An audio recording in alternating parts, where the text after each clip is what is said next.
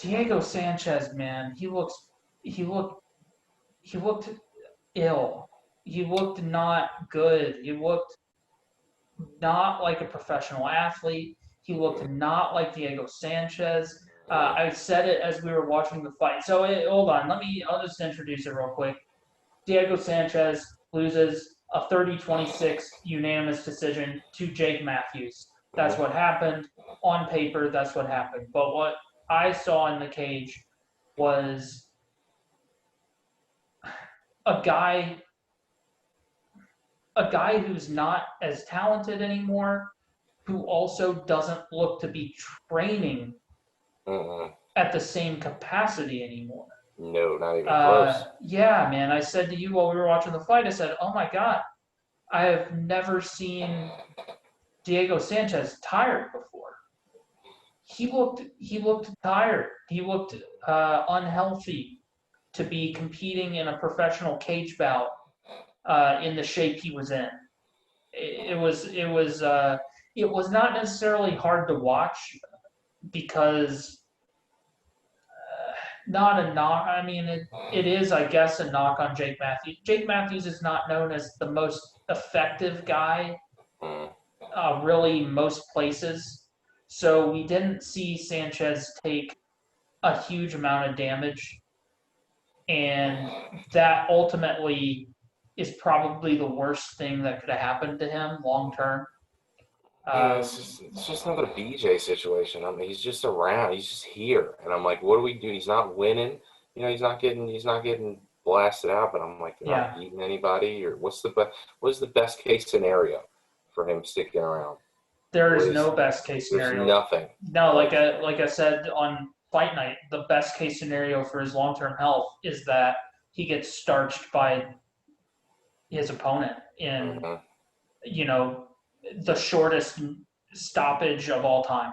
Yeah. I mean, like, just get clipped, get knocked out very fast, and then maybe, well, it's Diego Sanchez, but the hope would be that the chatter of, man, I don't think this guy should do this anymore, starts to really sink in. Because the unfortunate thing about Diego Sanchez is I believe he is 2-3 in his last 5. So I mean, just not that long ago, he's wrestling. He's out wrestling Mickey Gall, just like within the past 2 years. And it's just like, man, ever since he got with this self-help guru, it's been a wrap, son. It's just been all downhill. Yeah.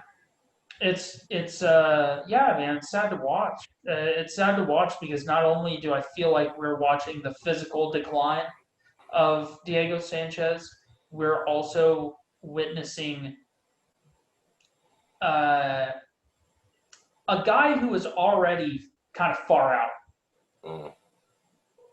I feel like I'm watching him I'm watching him crumble, man. Like he does not, in his interviews, in just the people that surround him, he doesn't seem to be in a great place. So it's hard to watch in a different way than like the decline of a Chuck Liddell or BJ Penn, where athletically, they're not what they used to be, but more or less they are the same guys. Diego Sanchez sounds punch drunk. Diego Sanchez sounds out of it, and just kind of out of touch with his situation. That's how I put it. Not out of touch with reality, but like, man, you're working with a guy who claims to be an energy healer of some sort, and he's teaching you. He's your coach. He's clearly not teaching you anything about fighting or how to. What do you want to see?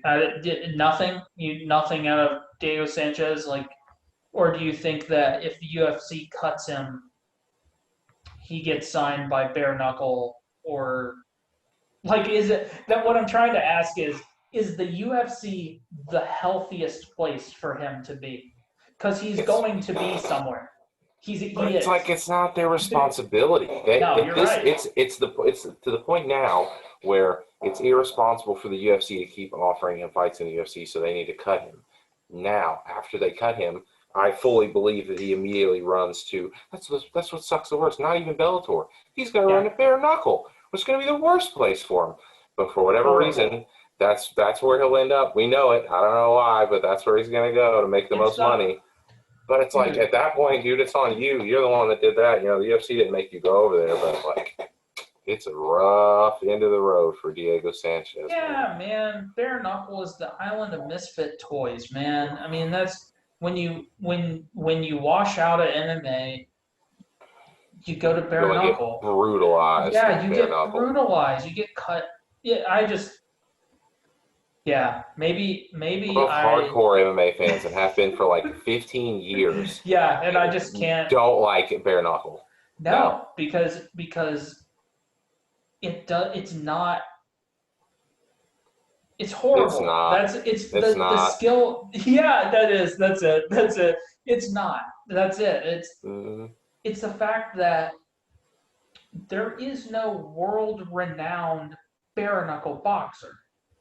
It is formerly great athletes from other sports come in and box each other with no gloves on. Mm-hmm.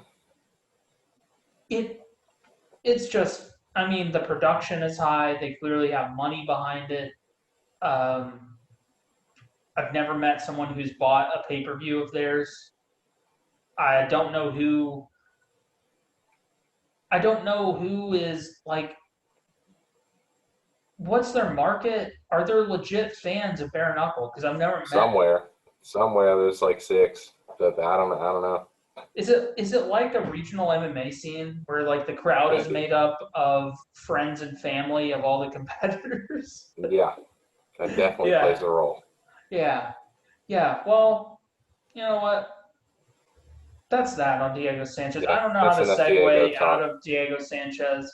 It's depressing. Yeah. He's going to end up in bare knuckle FC at some point.